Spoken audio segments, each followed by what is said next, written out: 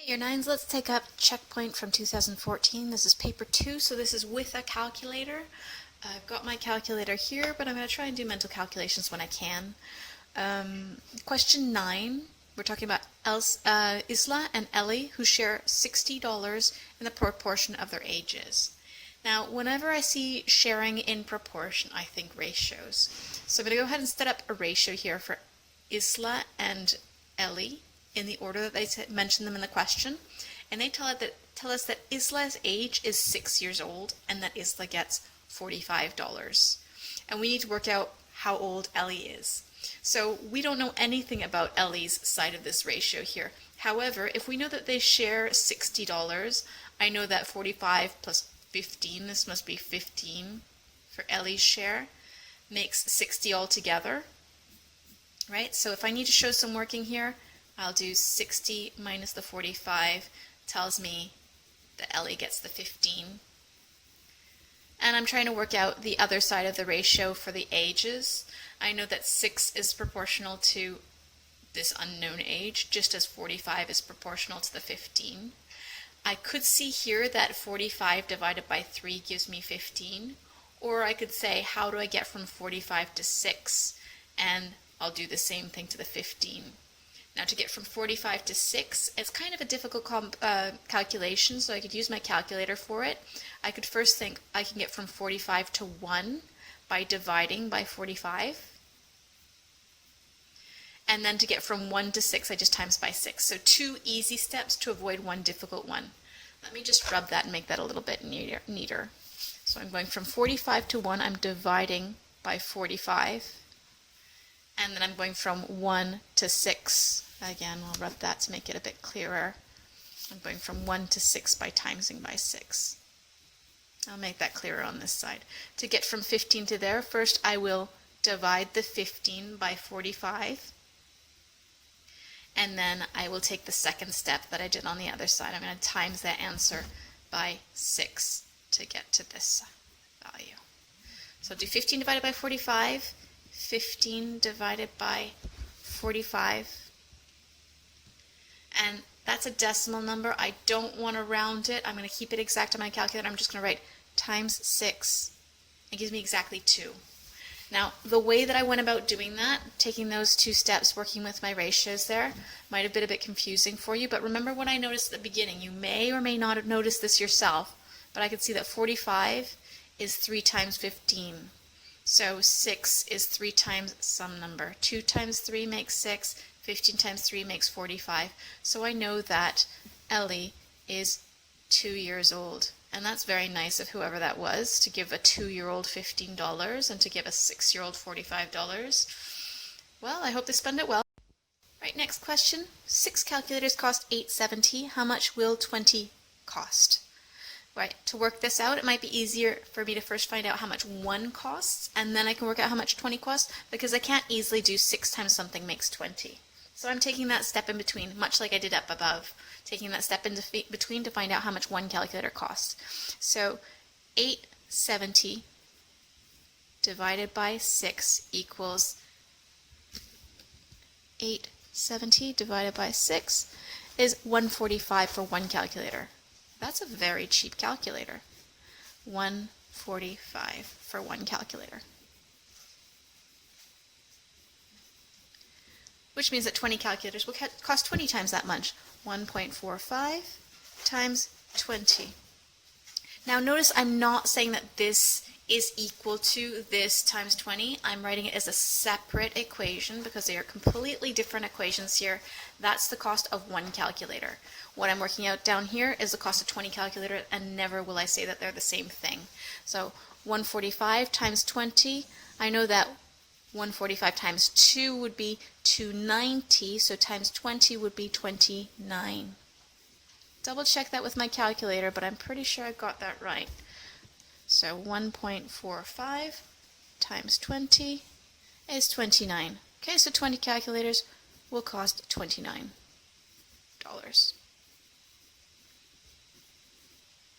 Calculators. Next question here, question 12. Right, I'm not sure which part we had a problem with, so we'll go through both of them. work out the floor area for this. Now this is a composite shape made up of basically two rectangles together. We could split this off in many different ways. I could cut it across like that and work out the area of the bottom rectangle and add that to the area of the top rectangle. Or I could cut it across like that, which I think is what I am going to do. Because I'm noticing cutting like that, I can pretty much work out easily the dimensions I need for the area of this rectangle and the dimensions I need for the area of that rectangle, but it needs a little bit more work. Or some people make one big rectangle and say it's the big rectangle minus the little area of the small rectangle there that's missing. You can do it any one of those ways. I think I'm going to go this way though, because I think I found a way that I would like to work with it. I can already see what the length and width of this one is, because they told me this is 1.5 and that's 0.5. And I need to work out what my length and width of B is. This is 3, this is 4, but that's the whole thing, and I'm cutting off this bit here, right? I'm cutting off, should be the same length as that up there, 0.5, so that leaves me with 3.5 across the top here. Okay, so I'm labeling on the values that I've worked out, because that might actually be worth marks for me on the checkpoint. So I'm going to do area A plus area B, and area A was just the 1.5 multiplied by the 0.5, and the area B is going to be 3 times 3.5. Okay, area A, that's going to be 0.75. Double check that with my calculator, but I know that half of 1.5 is 0.75. 1.5 times 0.5, yes, is 0.75. Plus 3 times 3.5, that's going to be 3 times 3.5, 10.5. Okay, so that together, that's going to make 11.25. I'm always practicing my mental calculations, and then I'll double check them, because this is a calculator paper, so I'm allowed to use my calculator. 11.25, that's right. Okay. Now this is all equal to each other. I said from the beginning what I was going to do, area A and area B. I've put the values in for area A and for area B, so all the way along I can see this is equal to each other. Unlike the equation I did above, where I had separately worked out the value of one calculator and then separately worked out the value of 20 calculators by timesing that by 20. Okay, so these are little working tips that not being there with you, I'm worried that we're losing our good habits of writing things correctly. Right, part B. The triangular prism has a volume of 24.8 centimeters cubed. Okay, so they gave us the volume. And the length of the prism is 4 centimeters. Work out the area of the shaded triangle of the prism. That's this area here. Things to remember is that the volume of a prism is equal to the area of the cross section, rub that out, cross section area multiplied by the length. So in this case, we've got a cross section that's a triangle. The length we're told is 4, and we're told what the volume is. This is a perfect example of where we need to set up an equation and rearrange it to solve it. So I've written the formula here for the volume. And what a lot of year 9s think is they gave us the volume. I don't need that formula, but you specifically need the formula because there's things you don't know that what they gave you will help you to find. So the volume is 24.8. The cross section, or the area of that cross section, that triangle there, is what we're trying to find. So I'm just going to call that T for triangle. Right? You can use any letter you like. Multiplied by the length, which is 4. Okay?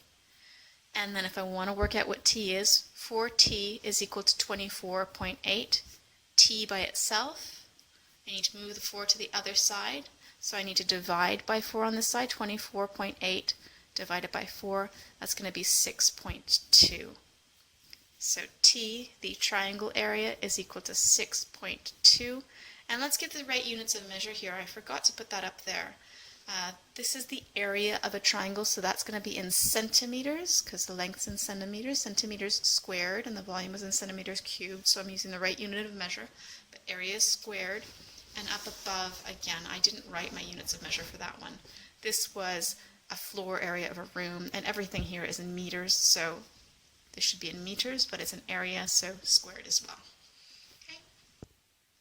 Right, sorry for number 13. This is not exactly the most high-tech explanation I could give you, but as I don't have this dot paper, this isometric dot paper, I can't do it accurately for you. But using your dot paper, you should be able to measure the distance between these dots, and that is in fact 4 centimeters. And this going upwards is 2 centimeters. The other side to this cuboid that you need to draw, it should be, oops, let me go up here, should be 9 centimeters. So you need to choose the correct direction to do that in. I'm not going to go diagonally up between these two dots because those are not 1 centimeter apart. But if I go in this direction, 1, 2, 3, 4, 5, 6, 7, 8, 9, you can draw that diagonal line in there 9 centimeters long, and then another diagonal line down here 9 centimeters long, and down here as well, and you will have your cuboid. Okay?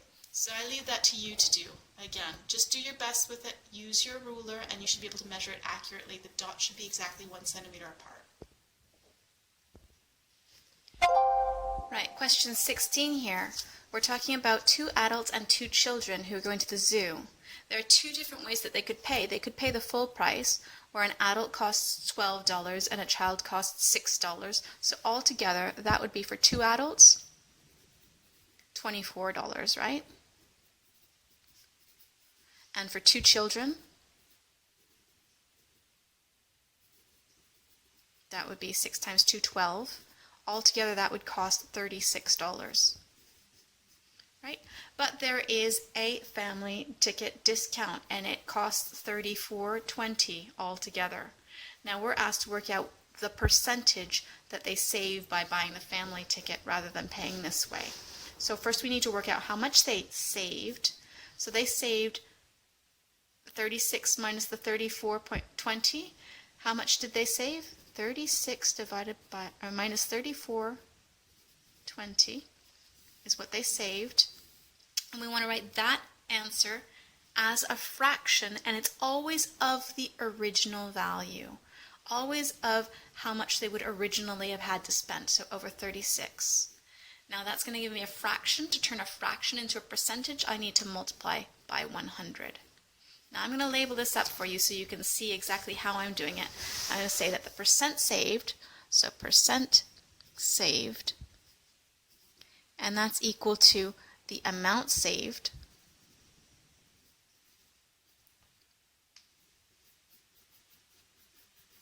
over the original value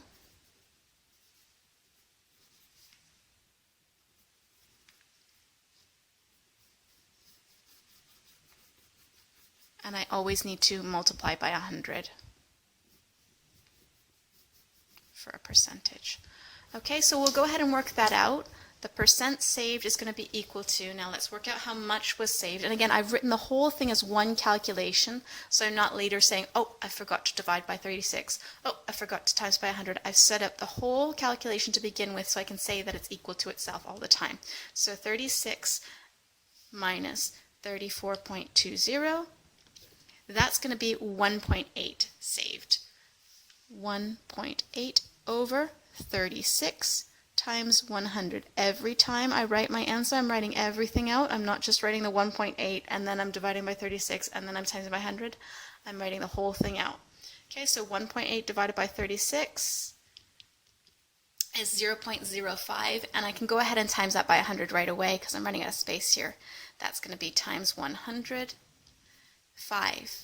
That's 5% that they saved by getting the special discount for the family. Okay. Next question here. I'm testing out my artistic ability here without writing the question down. I thought it would be quicker. This is a basketball net or basketball hoop with a diameter of 45.75 centimeters. So the diameter is from one side across to the other side. Now, I can see why a lot of you might have made a mistake on this, because although this is taken up in year 8, often we don't get to this formula until the very end of the year. So maybe we got to it, maybe we didn't, but we need to get through it now for sure. So this is 45.75, and that's the diameter. The formula for the circumference of a circle, you could either say is C equals pi times the diameter, which would be an appropriate formula to use because we know what the diameter is. Pi is a number that's on your calculator. You just need to use the pi button on your calculator, and it tells you that value is 3.1415, and it goes on forever. There is no pattern to it, and it just goes on forever, which is why we got that button on the calculator to help us out with this. So it's just a number times the diameter. Or the other formula, which I'm giving to you now, just in case it comes up again, is 2 pi r, where r is the radius. And this you should definitely know about circles. The diameter goes the whole way across from one side to the other, passing through the center. The radius is only half of that, which is why if you've got the radius, you need to double that. Same formula, but I need 2 radiuses to make up the same value as the diameter. So I'm going to use this formula here because I know the diameter, and I'm going to do C is equal to pi times is 45.75 centimeters, which means my answer is going to be in centimeters. And let me just show you on my calculator. Your calculator is probably a bit more modern than mine, but my calculator, the pi button, is this one here. Okay, I need to put shift and then push this button, otherwise I get the exponent button. So I'll do shift and pi. So you see on my screen, pi. If I just put equals, you'll see it's this big long decimal number here. I'm doing that times the diameter, which was 45.75, times 45.75, and that gives me this really long decimal number as well. Anytime you're working with pi, you're going to end up with a long decimal number. You're going to have to simplify or round. So I need to round to 3 significant figures. That's going to be 143 with a 7 after it. That's going to make it a 4. So 144 centimeters. This is a circumference, not an area, not a volume, so that's just in centimeters, single dimensional units. Okay, next question, question 20. We need to complete this sample space diagram. And now a sample space diagram shows all of the possible outcomes when 2 or more outcomes are occurring. So for example, here we're talking about rolling a die, and you can see there are 6 possible outcomes, 1, 2, 3, 4, 5, 6. And flipping a coin, there are 2 possible outcomes, heads and tails. And they helped you to fill out the sample space. Very often they do. They told you that this outcome here on the sample space is flipping a tails on the coin and rolling a 3 on the die. So it's not just 2 outcomes for the coin and 6 outcomes from the die, but it's a combination of the outcomes. So you could flip a tails all of these times. You could flip a tails and get a 1 on the die. You could flip a tails and get a 2 on the die. You could get a tails and a 3, a tails and a 4, a tails and a 5, a tails and a 6. And it looks like you've gone through all of the possibilities, but that's only the possibilities for the different dice rolls. You could get a tails on a coin, or you could get a head on a coin. So if you got a head on the coin, you could get a head and still get a 1 on the die. So there's 2 possibilities here of getting a 1 and a head and a 1 and a tails. Or you could flip a head on the coin and get a 2 on the die. So that's a different possibility. You could get a 2 on the die and get a head, or a 2 on a die and get a tails, or get a 1 on a die and get a head, or a 1 on a die and get a tails. There are many different combinations here. And I'll bet you can figure it out before I even finish filling this in, how many combinations there are. Let me just finish this off. This is a head and a 3, a head and a 4, a head and a 5, head and a 6. Okay, so how many possible combinations are there? I could get a head in 6 different ways, so combined with 6 different dice rolls, or I could get a tail combined with 6 different dice rolls. Altogether, I've got 12 different combinations. Those are all of the possible outcomes. So that's a sample space. Okay, that kind of helps explain the next question we're going to go over as well. Well, we're talking about a research project. We did a lot about research projects this year. So this research project is going to check what the most popular makes and colors of cars are. And there are 2 ways that we could do this research project: using data from other sources, so online or from a car company or something. That would be secondary data, right?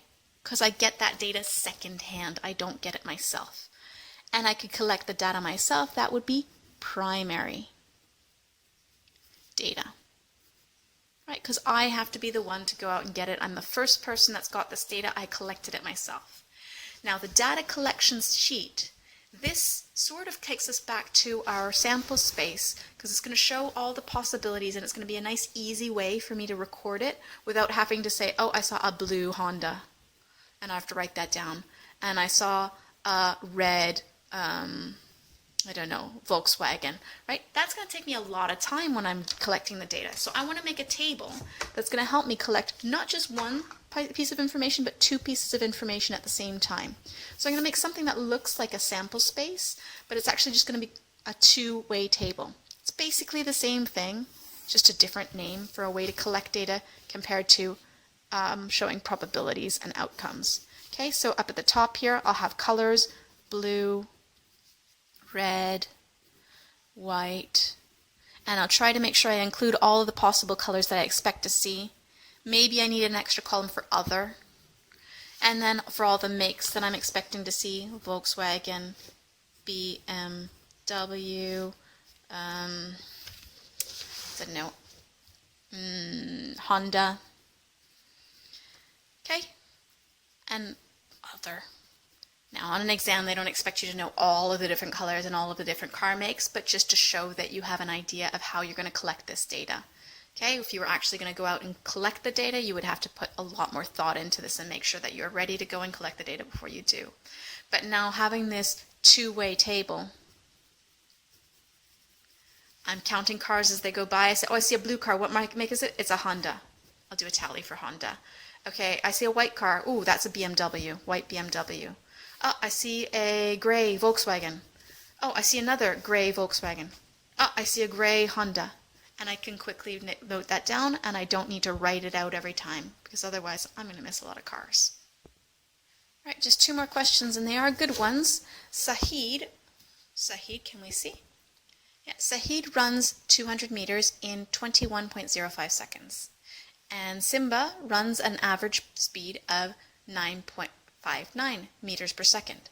Work out who wins. So they're both riding the same race. They're both running 200 meters. And I need to show all my working. Really, really important here. It's not good enough just to say, Sahid. You will get 0 marks for that. You need to show some working. Okay? So the two different ways that we could either compare these is we could either say, let's compare the speeds and see who has a faster speed, so they go further in the same amount of time, or work out the time that it takes them. And comparing both of them traveling at the same distance, find out how much time that takes them. So either way, it's up to you. I think I'm just going to go with arranging Sahid's distance and time into a speed because it's the first values I see. So I'm just going to write here really clearly Sahid, so the examiner can see what I'm doing. Distance was 200 meters and the time was 21.05 seconds. I know I can calculate speed by doing speed is equal to distance over time. So speed equals the distance, which is 200, divided by the time, which was 21.05. And I can just go ahead and calculate that. Again, this is a calculator paper. I am allowed to use my calculator, and I'm going to need it for this. 200 divided by 21.05. That's 9.50 approximately, right? The three significant figures. And I'm just checking at the speed that I was given for a Simba, and it's 9.59. So rounding to three significant figures is enough. I can clearly see which one's faster. Now, which one's faster? This Simba travels 9.59 meters per second, and Sahid travels 9.50 meters per second. So this is a slower speed. Simba's going to win. Simba has a faster speed. Simba wins. Right, last question, another little diagram for you. I know you're going to love my drawing here. I've got a camera in the USA and a camera in the UK, and it costs $100 US or 60 pounds. Now, looking at those numbers directly just off the top of my head, I'm seeing 100 and I think, oh, that's much more than 60. But be careful because here we've got the exchange rate. Don't ever guess at these questions. They draw these pictures for you to make it look simple and easy, and they expect people to guess and lose marks that way. So always show you're working, always work it out. Even if you don't know what the answer is and in the end you just have to take a guess, I'll bet you figure it out by doing some working. Okay, so we need to do some working. We need to show which one's cheaper. Again, like the previous question, we could just work with one of these. I could turn this into pounds, or I could just turn that into dollars and then compare. I don't need to convert them both. So I'm going to work with the US one. No, sorry, I'm going to work with the UK one, the pounds one, because I know that 1 pound is 166. So I can easily find out what 60 pounds is just by timesing. So I'm going to do the UK one. UK to dollars. Dollar value. Okay, so that's going to be 60. Ooh. Sorry, my hand's gotten a little bit too creative with all the drawing I'm doing here. The 60 pounds is equal to 60 times $166. Right? Does that make sense? 1 pound would be 166 in dollars, so 60 pounds is 60 times 166 in dollars. So I'm just going to go ahead and multiply that out. 60 times 1.66, 60 times 1.66 gives me 36.1. Oh, I divided, sorry. 60 times 1.66, and I'm sure you would have noticed that mistake as well. Can't be that much cheaper in the UK. It's going to be $99.60. Okay, so looking at those prices now, I can see that the US was $100. The UK price, when I convert it to dollars, is $99.60. It's a tiny bit cheaper. But if I'm going to have to catch a flight to get it, I'm going to stick with the US one, right? Right, so the UK is cheaper. It's 40 cents cheaper.